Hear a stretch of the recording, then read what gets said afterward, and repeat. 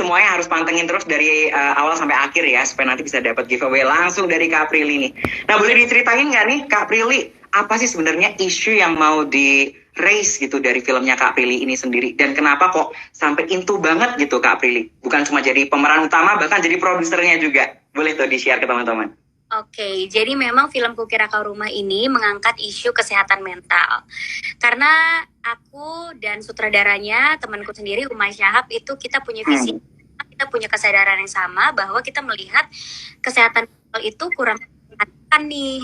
Banyak orang yang fokusnya sama kesehatan fisik, tapi melupakan kesehatan mental.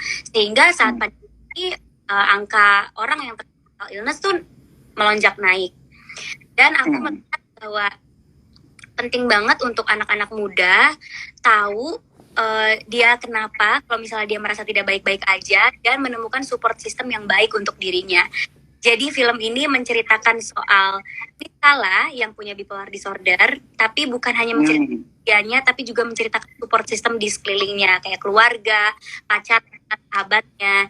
Jadi bisa melihat dari dua perspektif ya, perspektif Niskala yang terkena bipolar disorder, tapi juga perspektif support system tersebut. Jadi semua orang bisa nonton dan semua orang bisa merasakan, oh ini harusnya kalau mau jadi support system, oh gini kalau misalnya orang yang terkena bipolar disorder, begini penanganan. Dikemas menjadi sebuah film yang kita harap bisa awareness soal bagaimana pentingnya kita menjaga kesehatan mental, karena sama pentingnya seperti kita menjaga kesehatan fisik gitu.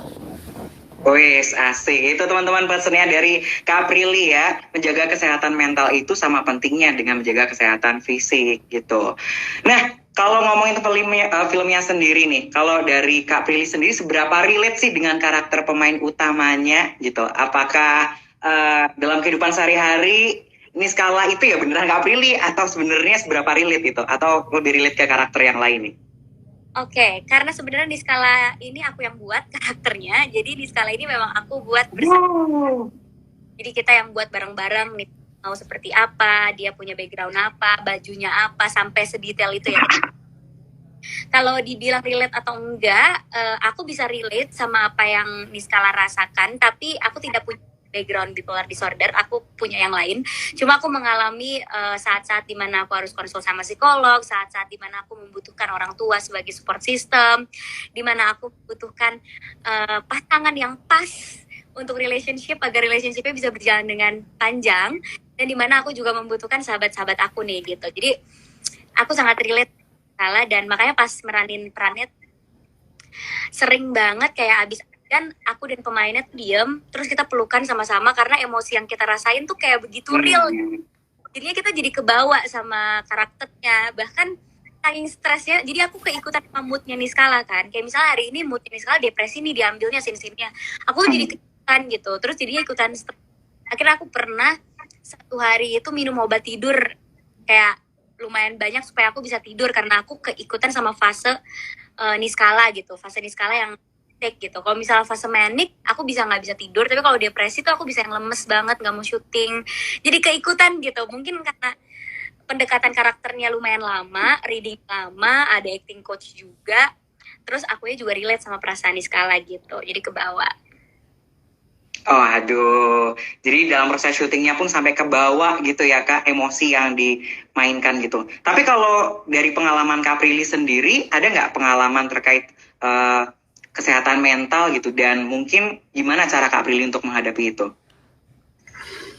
Pengalamannya yes. Jadi ya sebenarnya aku udah pernah ngomong ini sih di live lain, jadi kayaknya aku nggak apa-apa ngomong. Jadi aku terdiagnosa PTSD, stress disorder. Bagaimana aku mengatasi itu adalah dengan terapi di rumah yang disarankan sama psikolog aku. Jadi walaupun kita terapi di rumah, kita harus kontrol ke psikolog. Kita nggak boleh mendiagnosa diri kita sendiri, dan kita perlu bantuan psikolog untuk tahu terapi apa yang pas untuk kita. Nah, jadi aku itu dikasih writing terapi dan art terapi. Jadi kalau misalnya aku sedang merasa trigger, kira kambuh, itu aku disuruh gambar, disuruh ngewarnain sesuatu yang pengen aku tumpahin,